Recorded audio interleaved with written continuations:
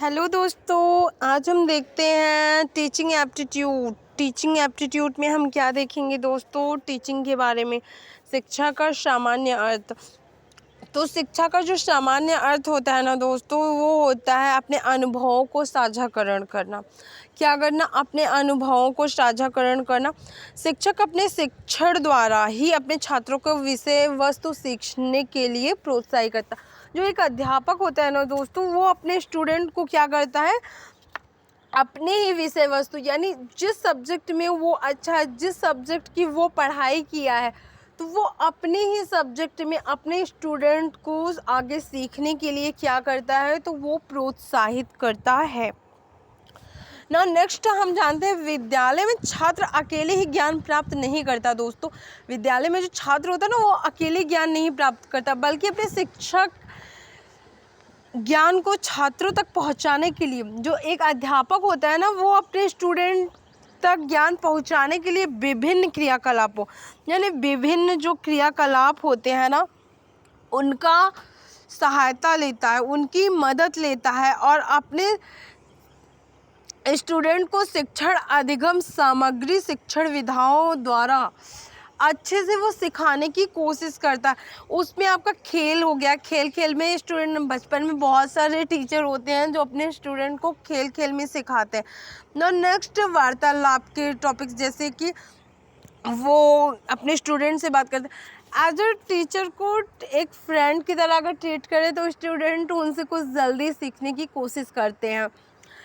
प्रश्न के थ्रू, जैसे कि हमने आपको एक प्रश्न का आंसर बताया और फिर नेक्स्ट कहा कि आप इस प्रश्न का आंसर याद करके हमको सुनाएं, तो इसके थ्रू भी।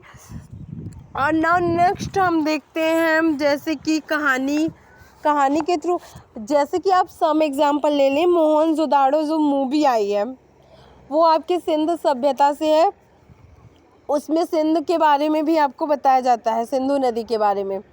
तो वैसे अगर आप हिस्ट्री के टॉपिक्स खोलेंगे तो आपको वो जल्दी लर्न नहीं होगा। क्या होगा? आपको जल्दी वो लर्न नहीं होगा। लेकिन वहीं आप मूवी देख ले तो आपको, मतलब इसके आगे क्या हुआ, इसके आगे क्या हुआ, तो वो आपको अच्छे से याद होगा। जैसे सम्राट अशोका ही आप देख लें तो आपको अच्छे से याद होगा। तो किसी पाठ्यक्रम से, यानी पाठ का जो सिलेबस होता है, पहले टीचर उस सिलेबस को डिसाइड करता है, उसके अकॉर्डिंग आपको समझाने की कोशिश करता है। कविता के थ्रू, कविता भी बहुत लोग बहुत सुनते हैं, हाँ। तो इन सब चीज़ों का जो सहारा लेकर टीचर आपको क्या करता है, वो समझाने की कोशिश करता है। और ये जो शिक्षण और अधिगम होते हैं ना, ये दोनों एक दूसरे से क्या होते हैं, अटैच्ड होते हैं। क्या होते हैं दोस्तों? तो ये एक दूसरे से अटैच्ड होते हैं।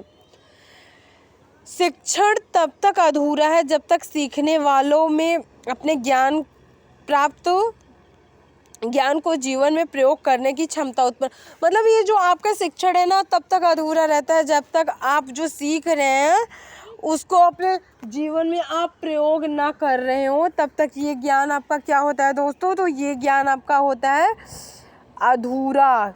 क्या होता है? तो ये ज्ञान आपका तब तक अधूरा होता है। शिक्षण शब्द का प्रयोग प्राचीन काल से होता रहा है और इसकी सफलता सीखने वाले के अर्जित ज्ञान पर निर्भर होता है। ये जो शिक्षण होता है ना, ये हमारे बहुत पुराने समय से है, मतलब ये हमारे बहुत प्राचीन काल से चला आ रहा है। पहले के ज़माने में लोग गुरु के आश्रम में जाके शिक्षा ग्रहण करते थे, यानी जो सीखने की कला होती है ना, वो हमारा हरदम होता है। हम जन्म से लेकर मृत्यु तक कुछ ना कुछ सीखते ही हैं। तो लेकिन इसमें हम जन्म से मृत्यु वाला नहीं सीख रहे हैं। इसमें हम क्या सीख रहे हैं? इसमें हम स्कूली पढ़ाई को सीख रहे हैं, लेकिन आगे वो भी आएगा कि हम जन्म से लेकर मृत्यु तक कुछ ना कुछ सीखते हैं।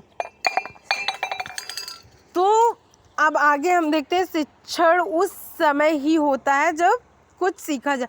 तो शिक्षा जो होता है ना, उस समय ही होता है जिस समय कुछ सीखा जाए। तो शिक्षा एक ना, हम ये कह सकते हैं, शिक्षा जो है ना, एक त्रिध्रुवीय प्रक्रिया है, यानी इसके 3 ध्रुव हैं। क्या है? इसके 3 ध्रुव हैं। पहला तो शिक्षक, एक अध्यापक होगा और एक स्टूडेंट होगा। अध्यापक होगा, उसका स्टूडेंट होगा। और फिर स्टूडेंट्स को पढ़ाने के लिए वो पाठ्यक्रम यानी सिलेबस होना चाहिए।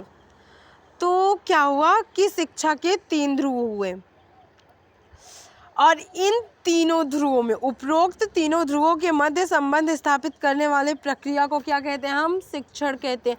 तो आई होप आपको शिक्षण का सामान्य अर्थ समझ में आया होगा। प्लीज़ हमारे चैनल को लाइक शेयर कमेंट सब्सक्राइब ज़रूर करें। Thank you.